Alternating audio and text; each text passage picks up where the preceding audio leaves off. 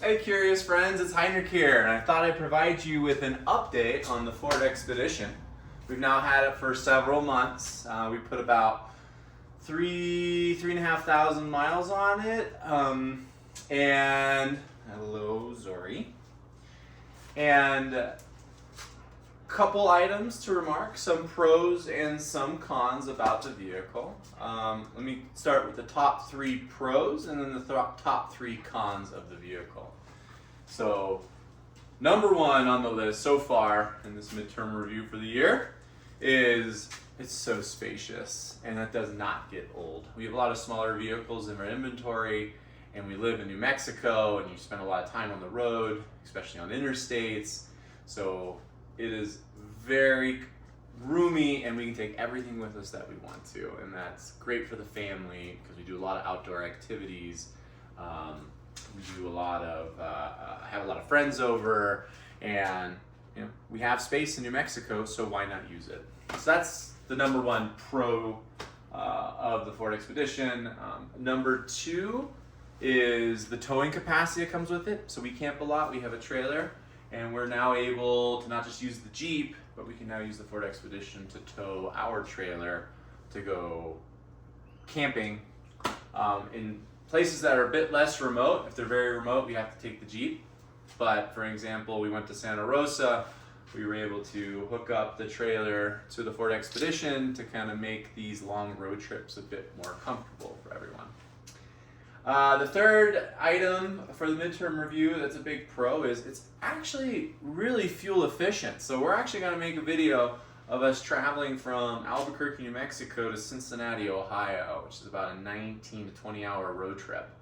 And we're going to look at the fuel economy that we can get out of it. Now, I'm a bit of a hypermiler, so I'm going to try to get the most that I can out of it to really show you, okay, if you push the Expedition to the limits, how much gas can you actually save? I know it's a huge vehicle, it's not fuel efficient relative to what we're used to with smaller vehicles, but for its size, it is very impressive. Okay, so a couple cons that I've learned over the last couple months of driving the vehicle.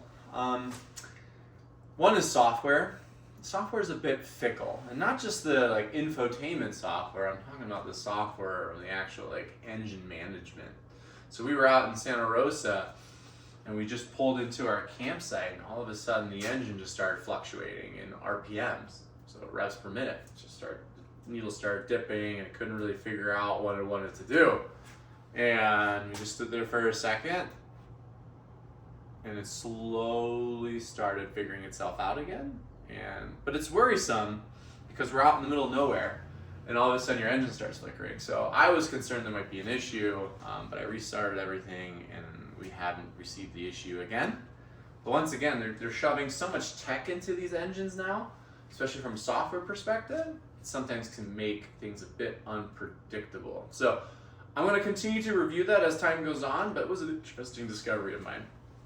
The second one is still the transmission, right? The transmission, the software in it, we had another video on how we flashed it to change the shifting maps that are trained over time.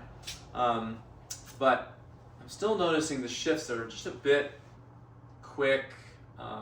You really have to work on your throttle control to get soft shifts in between them, because if you have a bit of a lead foot, or you do things that are more abrupt, the transmission tends to try to follow the abruptness and makes the shifts really abrupt as well. So kind of have to have a feather foot if you want really comfortable driving dynamics from the transmission. And probably the third kind of area of improvement from my perspective is rattling. There's still rattling in the car. We're trying to find all the different parts and pieces. Once again, it has 100,000 miles on it. But there's still some rattles that we would love to figure out, and some of the plastics, some of the rubber pieces came out, so we had to put them back in.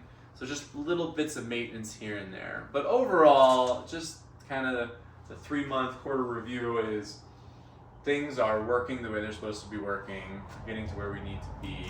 It's been low stress ever since the initial repairs that we did when we bought it.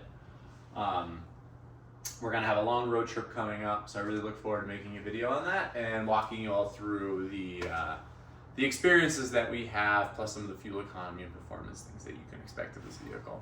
All right, well, hey, stay curious, my friends, not judgmental, and until next time.